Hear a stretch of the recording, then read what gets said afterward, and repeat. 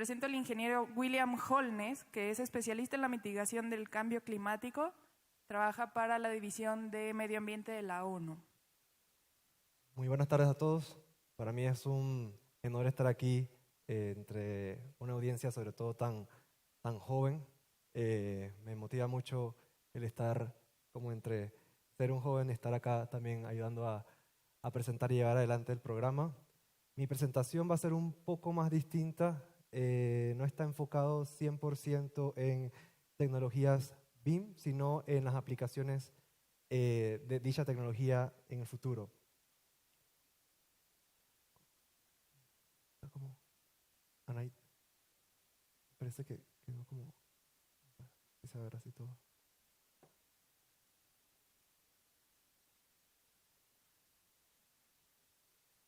No sé si, sí.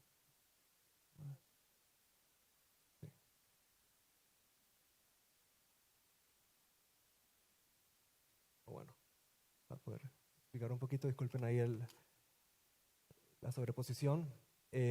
Voy a hablarles sobre una plataforma tecnológica llamada ARC, ARC, que fue desarrollada por el US Green Building Council en Washington, D.C. Y antes de empezar, al igual que en la presentación anterior, quisiera saber, así al modo de alzar manos, ¿cuántos han tenido la oportunidad o conocen sobre los sistemas de certificaciones de edificaciones sostenibles, o LEED, en su mayoría? Buenísimo. Esa es una muy buena noticia. Yo soy Lead IP para construcciones de edificaciones completas, BDMAC, y para interiores comerciales, el IDMAC. Y vamos a estar comentándole un poquito acerca de esta plataforma tecnológica que ayuda a automatizar ciertos procesos de medición de impacto ambiental y social de edificaciones en tiempo real, apoyándose en data que puede ser obtenida de manera bastante directa a través de tecnologías BIM como las que han presentado anteriormente. Ahora bien, vamos a hacer algo así bastante general. Vamos a hablar del tipo de alcance o qué proyectos pueden utilizar en este momento la plataforma ARC. De igual manera, las categorías de data a recolectar, que se va a concentrar en 5 puntos claves o 5 categorías macro claves, que son bastante sencillas y directas al grano. Y por último, las actividades anuales que deberían desarrollar los equipos de proyecto para poder documentar la apropiada certificación de edificaciones LEED, en este caso para operaciones y mantenimiento versión 4.1. Esto puede sonar un poco de muchos acrónimos en este momento, pero voy a tomarme el trabajo de ir uno por uno comentándoles de qué se tratan. Primero quiero que pongamos las cosas un poquito de enfoque y no perdamos el norte. De hecho, ayer, como comentaban, ahí trabajo para el Programa de Naciones Unidas para el Medio Ambiente, la Oficina Regional para América Latina y el Caribe, ubicada en Ciudad de Panamá.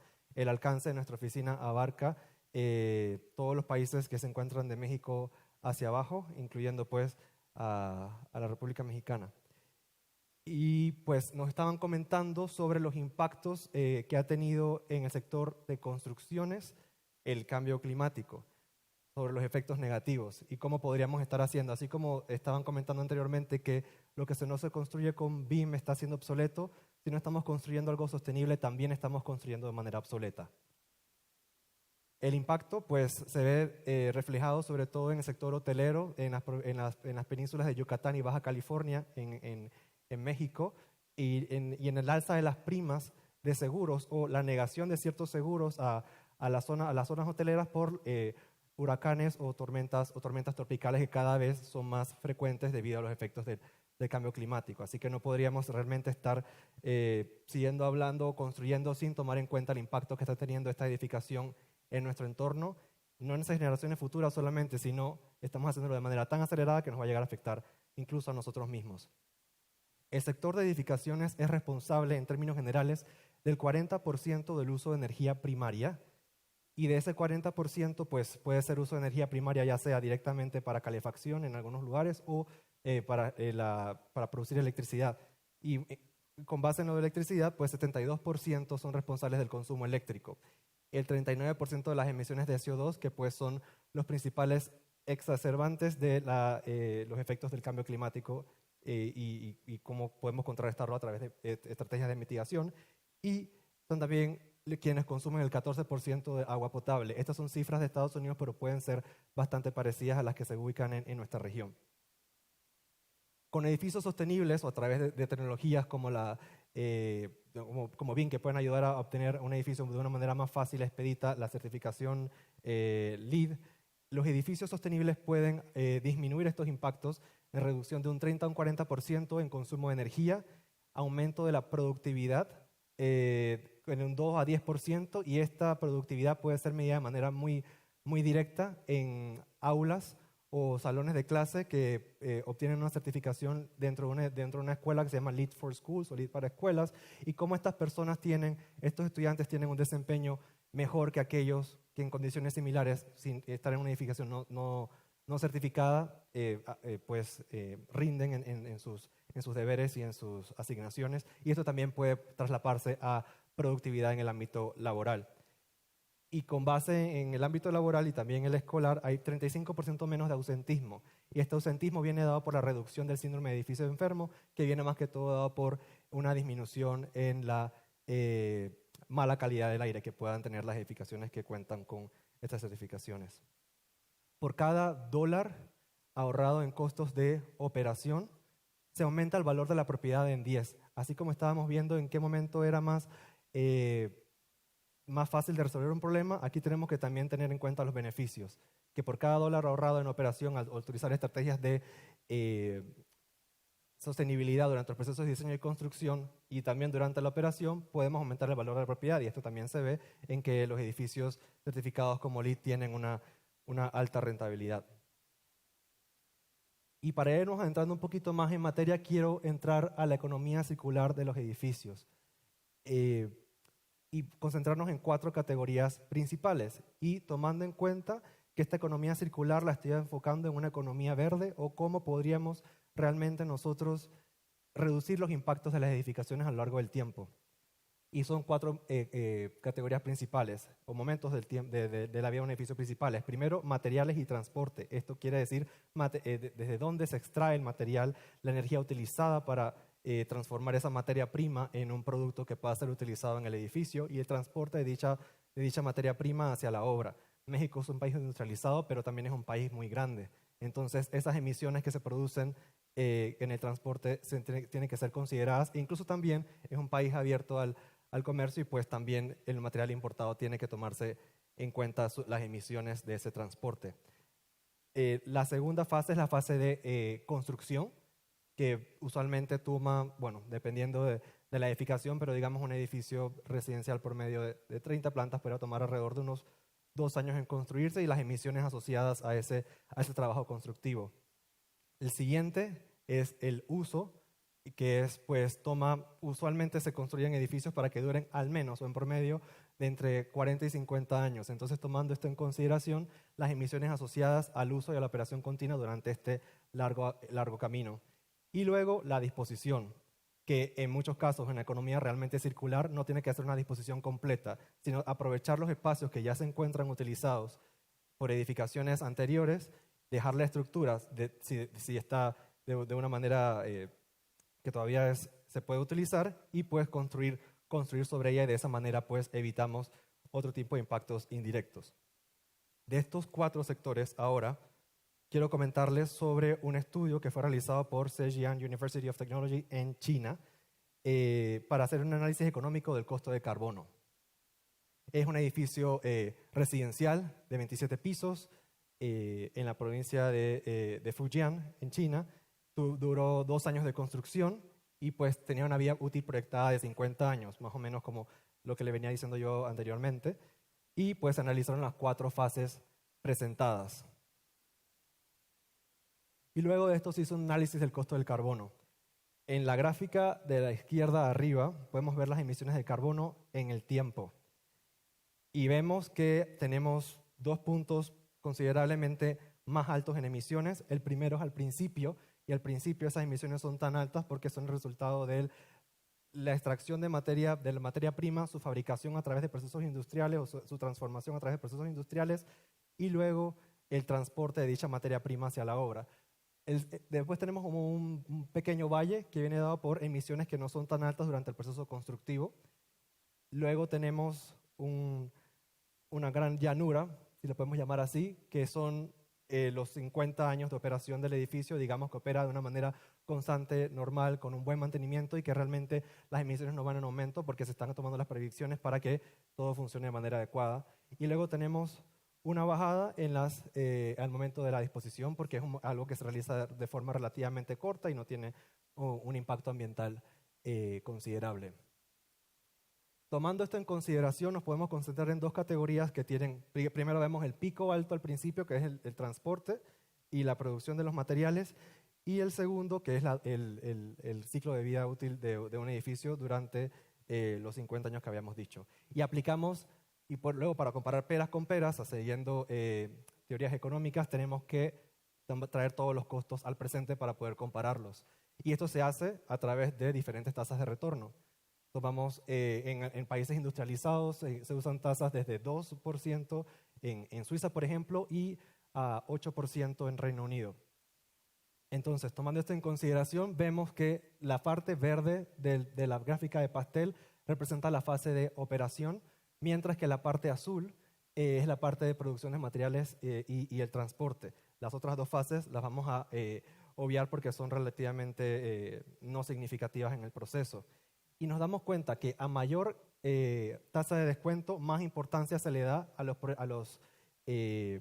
costos presentes y que incluso en 8% la parte verde, que quiere decir la fase de operación, es la que aporta la mayor cantidad de emisiones. Y esto usando un caso bastante extremo que es del 8%, lo cual nos puede llevar a concluir que la fase de uso es una fase importante y que no se puede descuidar en el proceso de diseño y concepción de edificaciones.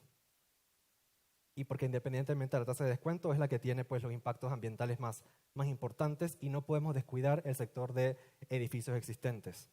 Y, como han dicho anteriormente, la data es el núcleo para poder llevar a cabo una buena gestión de estos activos en esta fase que dura al menos 40 o 50 años.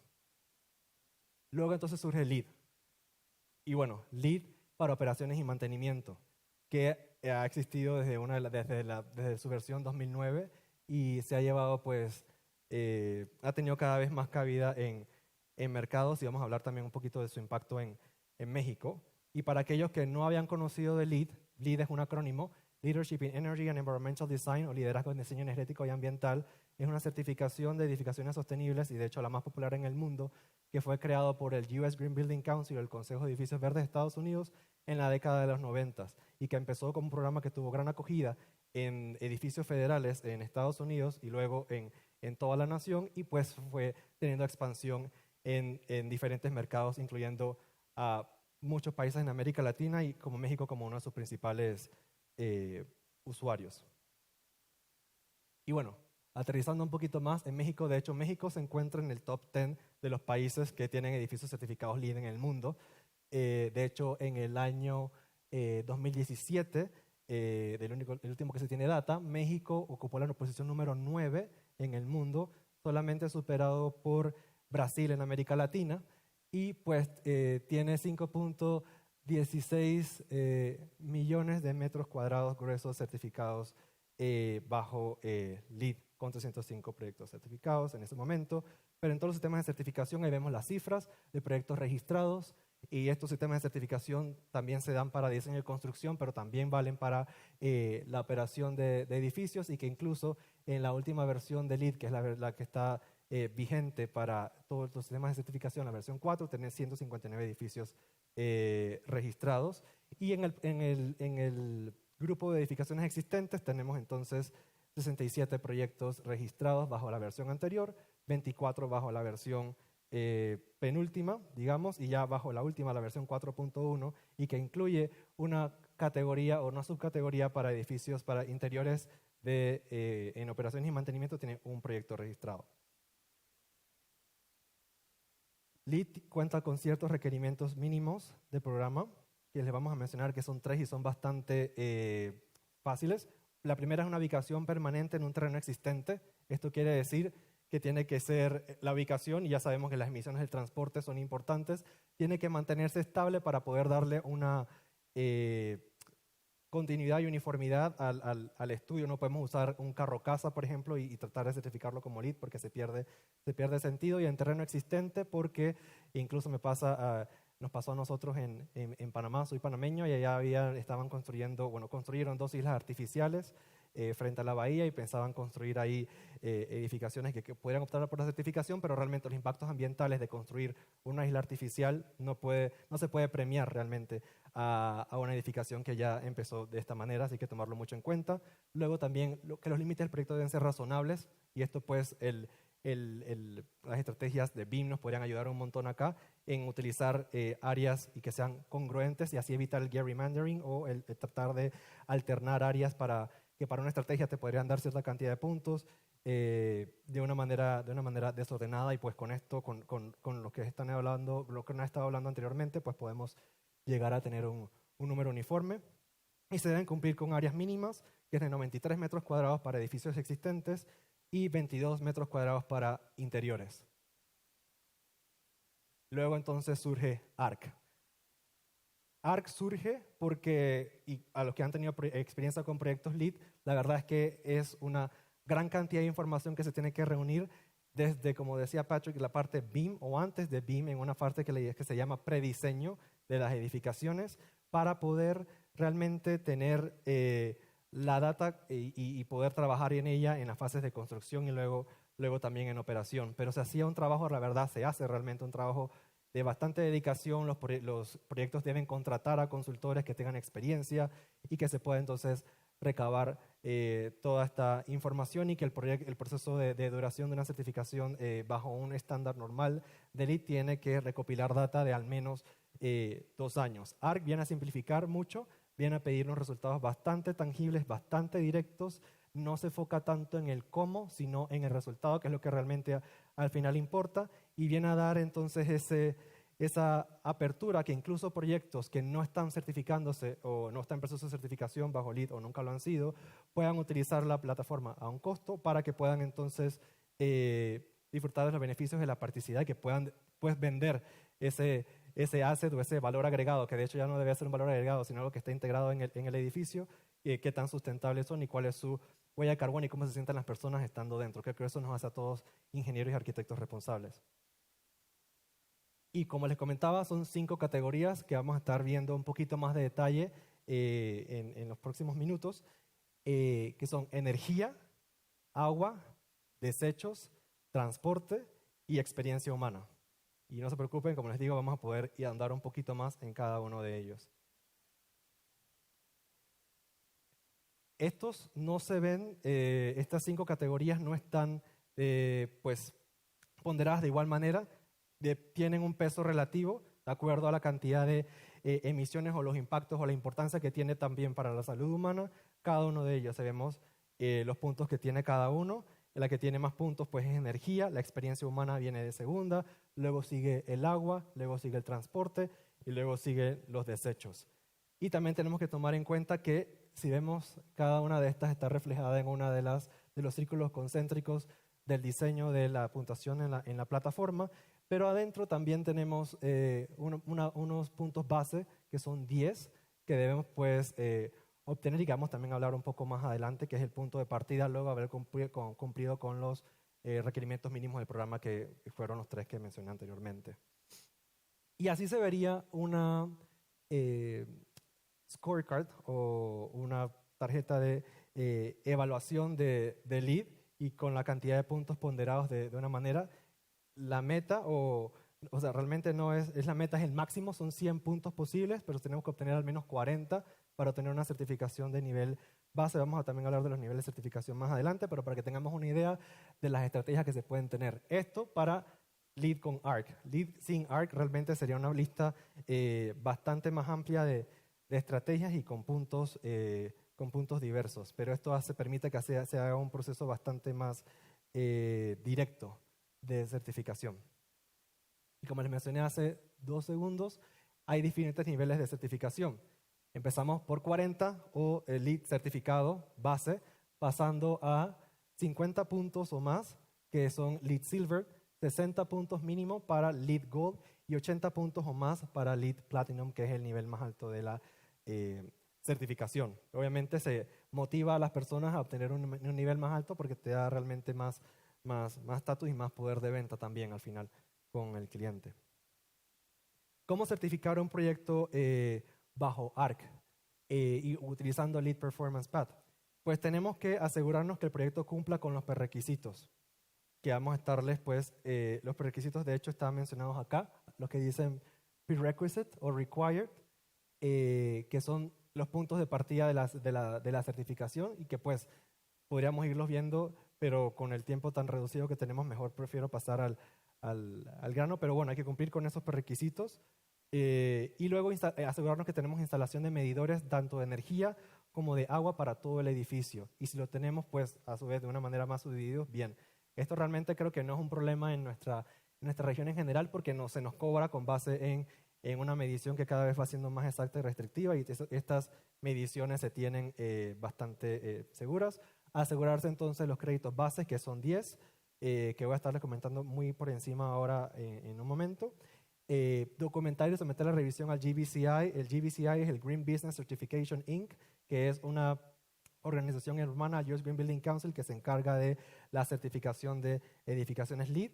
Y luego la sincronización y configuración y que puede incluir a Energy Star, que es una herramienta de la Environmental Protection Agency de Estados Unidos que pues permite mantener de manera más expedita ciertos procesos de reporte. Y pues para pasar muy por encima los puntos bases, tenemos algunos como una buena gestión de agua de lluvia, la reducción del efecto isla de calor, también el manejo de refrigerantes, la producción de energías renovables, las políticas de compras, el confort térmico, la calidad de acceso a vistas al exterior y las estrategias de limpieza limpia y el manejo y control de pestes. Esto lo paso muy por encima porque son los puntos base de los cuales se tienen que obtener al menos 10 puntos para poder entonces dar paso a utilizar la plataforma.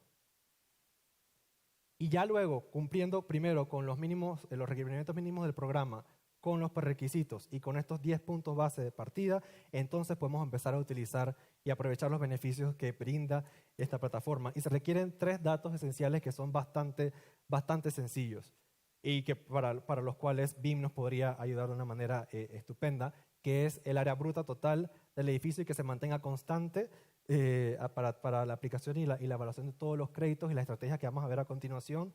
Luego vienen las horas de ocupación normales del edificio. En su mayoría los edificios certificados como LEED son para oficinas o interiores comerciales, entonces son estas horas de ocupación en las que están regularmente abiertos. Y el número de ocupantes que debe ser 5, y este número ocupante debe distinguir tanto en el ocupante permanente en las oficinas o en el interior comercial, como también aquellos que van de visita por ser clientes o por otras razones. Entonces se tienen 2 caminos para introducir esta información. Uno es utilizando la plataforma ARC de manera directa, from scratch, Chapter 1, o también utilizando otras herramientas como el Energy Star Portfolio Manager, que ya pues para las categorías de energía y agua puede proporcionar mucha información válida y que es compatible con ARC y que de ahí en adelante pues se puede hacer realmente un proceso mucho más expedito para esas categorías. Y vamos a ir viendo un poquito en qué es lo que se enfoca cada uno, que son aspectos bastante puntuales. El primero es el de energía, que como habíamos visto era el que tenía el peso relativo más grande entre las 5 categorías. Se mide el consumo de energía de los últimos 12 meses en kilowatt hora. Y esto realmente es algo que es bastante expedito. Se paga una factura eléctrica y con base en las mediciones de esa factura se reportan de manera apropiada y se documentan en la plataforma y solamente se pone el kilowatt hora consumido total de cada uno en cada uno de los meses. Y esto el programa lo transforma en las toneladas de CO2 o de carbono equivalente que consume cada ocupante en la edificación. Por eso habíamos dicho que teníamos que colocar también la cantidad de ocupantes. Con esto en mente, entonces el programa nos tira un resultado a una cantidad de puntos que podemos obtener, o el porcentaje de los puntos que obtenemos del 100%. El círculo concéntrico más, el que se encuentra más al exterior, representa la puntuación obtenida en este mes. Ahí vemos también cómo lo compara con un promedio de edificios locales que estén utilizando también la plataforma para ver qué también está tu edificio, un edificio similar en este sentido, y también lo compara con un promedio global de cómo está tu edificio comparado con todos los edificios del mundo que están utilizando la plataforma. Y también pues vemos en los círculos concéntricos cómo le fue al edificio en la misma categoría, cuántos puntos obtuvo el mes anterior, y para comparar también, siendo bastante homogéneos, cómo le fue a tu edificio en el mismo mes en el año pasado. Y esto puede ayudarte a poder ver cómo se desempeña tu edificio a través del tiempo. Y esto de los círculos concéntricos pasa en las otras categorías, por lo tanto no voy a ahondar tanto en esto en los siguientes. Pero por ejemplo, en agua tenemos el consumo de agua los últimos 2 meses en central cubic feet, o en pies cúbicos céntricos, y pues se tiene esto, la plataforma lo transforma en cuántas toneladas de CO2 equivalentes consume cada ocupante de la edificación. Eso también es algo que se puede obtener de una manera muy expedita a través de facturas de consumo de agua. Y pues se ve así de una manera gráfica, y como les mencionaba, se tiene tanto el reporte de cómo le fue a tu edificio este mes comparado con el mes anterior y el mismo mes presente pero el año pasado, y comparado con edificios similares tanto locales como globales. La siguiente categoría es desechos, y para esto pues tenemos que ver el peso de los desechos producidos totales llevados al vertedero y desviados. Ahí tenemos que hacer una división entre cuánto desecho se está produciendo en total, cuánto de ese desecho se está reciclando o se está desviando del vertedero o del destino final, y cuánto definitivamente sí va a tener que ir a un vertedero. Y el puntaje viene dado por comparar al edificio, el desempeño del edificio con el desempeño de edificios similares de alto desempeño. Y para eso se tienen 2 caminos. Uno es una auditoría de desechos anual o una medición manual con seguimiento mensual. Pues tenemos que ver ahí, hablar con los dueños y preguntarles cuál podría ser entonces la mejor de las 2 estrategias para llevar a cabo este tracking del desecho producido y reciclado. Y nuevamente los círculos concéntricos que representan qué también le fue al edificio en esa categoría. Luego entonces vemos la categoría de transporte, y para esto se hace una encuesta bastante sencilla en el que se preguntan los métodos de transporte de cada ocupante y sus distancias recorridas. No se tiene que encuestar al 100% de los ocupantes, y ese porcentaje puede variar atendiendo a las características del edificio. Como vemos aquí en la gráfica de la izquierda, tenemos las libras de CO2 emitidas por milla de distintos métodos de transporte. Vemos cómo caminar al trabajo, utilizar bicicletas, o teletrabajo, trabajar desde casa o no tener que ir a la oficina, tienen emisiones prácticamente imperceptibles, mientras que vehículos particulares o vehículos de alta combustión representan entonces la mayor cantidad de emisiones.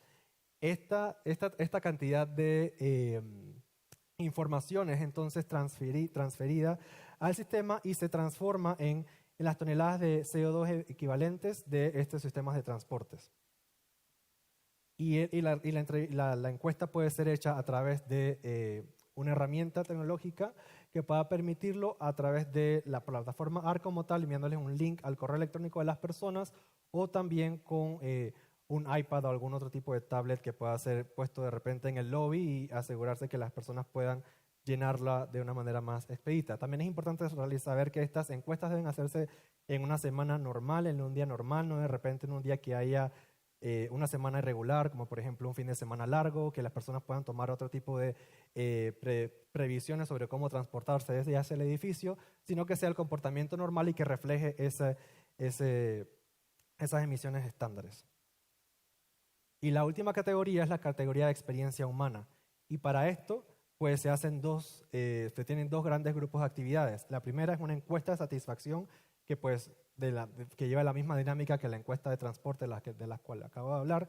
Y la última son las pruebas de calidad del aire, que se toman 2 parámetros específicos que son bastante sencillas, y son pruebas que no son onerosas y que se realizan para cada 25.000 pies cuadrados, que viene siendo 2.400 metros cuadrados. O sea que usualmente para edificios normales con una prueba por piso se tiene la información, que son parámetros como el CO2, para cual se tiene un máximo de 1.000 partes por millón admisibles o ideales, y los compuestos orgánicos volátiles, que pues se pide 500 microgramos por metro cúbico.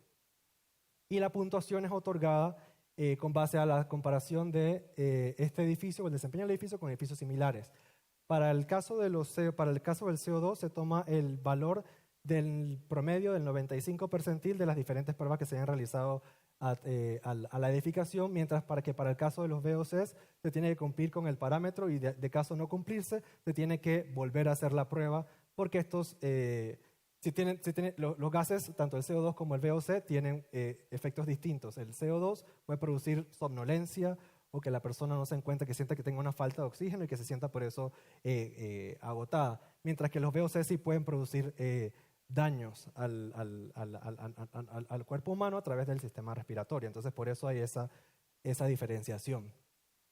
Y bueno, se tienen que seguir, para realizar las pruebas, se tienen que seguir los parámetros de ASHRAE, o la normativa americana 62.1. Y bueno, como vemos, también se ve cómo el edificio puede comportarse alrededor del tiempo, y comparado con edificios similares, tanto a nivel local como a nivel global. Y pues, como último, quiero darles las ventajas y las áreas de oportunidad de este sistema de certificación. Tuve la oportunidad de entrevistar a Mauricio Ramírez de Bovis, que debe encontrarse por ahí en la audiencia. Mauricio. Y que la empresa Bovis mexicana estuvo trabajando en la certificación del edificio LEED, cuya construcción original es la más antigua del mundo. Es el antiguo Palacio del Ayuntamiento, que tiene 6 siglos de antigüedad, y realmente es una noticia que dio la vuelta al mundo. Cuando pedí información al US Green Building Council, me dijeron que definitivamente tenía que echarle un ojo a esta edificación, y pues compartí brevemente con Mauricio, que me comentó cuáles pensaba él que eran estas ventajas, estas áreas de oportunidad que tenía este sistema. El primero es un formato simplificado. Y de hecho es bastante más simplificado porque se tiene una cantidad de estrategias bastante menor que cumplir. Si se dan cuenta, lo que hablamos ahora recién son unos pasos bastante sencillos que deben documentarse, en comparación con una certificación LEED tradicional, que realmente son bastantes más. El hecho de tener un formato simplificado le ayudó al edificio a darse cuenta que de repente en áreas como agua podían estarse desempeñando mejor, y entonces instalaron una planta de almacenamiento y tratamiento de aguas pluviales, para poder ayudar a disminuir el consumo de agua potable del edificio. Un contra que tiene la certificación puede ser su suscripción anual, pero realmente esta suscripción anual también lo tendrías que hacer si quieres certificarte por el camino tradicional, y de hecho lo bueno es que una vez se paga la suscripción anual del primer año, el US Green Building Council quiere motivar a que sigas manteniendo tu certificación, y el costo de un año te hace que te hagan 5 revisiones anuales. O sea que tienes, con el costo de lo que usualmente te hubiese costado un año, tienes una certificación por 5 años, o atiendes a su revisión por 5 años. Otro de los pros es que te permite a tener un benchmarking entre portafolios de edificios. Esto puede servir mucho también para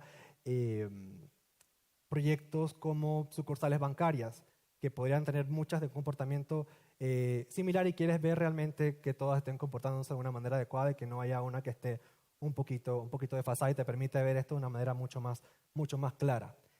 El contra es que pues, puedes tener una difícil predicción. Como dije antes, en la certificación LEED de camino tradicional, si se pudiese llamar así, pues teníamos que seguir con ciertos estándares, y de cumplir con ciertas estrategias, ellos te iban a otorgar una cantidad de puntos. Acá en el Performance Path realmente no te está diciendo cómo lo tienes que hacer, pero el resultado que tienes que obtener. Tienes que obtener un bajo consumo energético, y tienes que idearte en cómo lo vas a hacer. Tienes que obtener también un bajo consumo de agua, y tienes que idearte cómo lo vas a hacer, pero realmente no sabes cuánto vas a ahorrar, sino que tienes que tratar de cubrir la mayor cantidad de aristas posibles para que esto te pueda pues, aportar. Y esta difícil predicción puede ser realmente superada a utilizar la estrategia BIM, y no estar trabajando como con una caja negra, sino saber qué tan eficiente este edificio a través de estrategias como el Energy Modeling en edificaciones. Y realmente el LEED también es el Performance Path o el ARC, es conveniente utilizarlo en edificios densos, en áreas urbanas, cuando la calidad de aire exterior es buena. Y esto también, pues lo comentábamos con Mauricio en su momento, el edificio del ayuntamiento, el antiguo palacio del ayuntamiento se encuentra ubicado en un área en que el área de la calidad de aire interior no es buena y que a través de utilizar esta estrategia se dieron cuenta de ello e instalaron filtros de carbono activados en las tomas de aire fresco para poder ayudar a superar esta problemática. Así que en esa parte también es un pro de utilizar esta herramienta que de una manera tradicional de repente no hubiese sido tan evidente. De hecho, el camino de LEED tradicional te hubiese premiado por introducir más aire fresco en las tomas y sin darte cuenta que realmente la calidad del aire no estaba tan consona como para que te premiaran por eso. También se puede comentar que hay una falta de visión holística o abarcadora. Como se han reducido la cantidad de estrategias que te apremian, se puede perder un poco de esta percepción. También un tiempo reducido y la cantidad de personal que realmente necesitas para documentar un edificio bajo estos estándares es menor al que usarías si estuvieras haciendo un camino tradicional. Y pues también que al momento la herramienta no permite vigencia o fecha y puede que tu puntaje, si estás en 80 puntos, como en el caso del antiguo Palacio del Ayuntamiento, te baje a 79 y bajes de Platinum a Gold de un día a otro, pero bueno, son cosas que se pueden ir corrigiendo. El edificio realmente, como está manejado por humanos, puede considerarse como un ser vivo y esto pues ayuda a poder aportar. Y bueno, lo bueno también es que el US Green Building Council está bastante atento a las estrategias que puedan impulsar el uso de la plataforma y también provee un servicio de primera y bastante cercano para ayudar a resolver cualquier duda que surja al respecto. Así que por su tiempo, muchas gracias por su atención.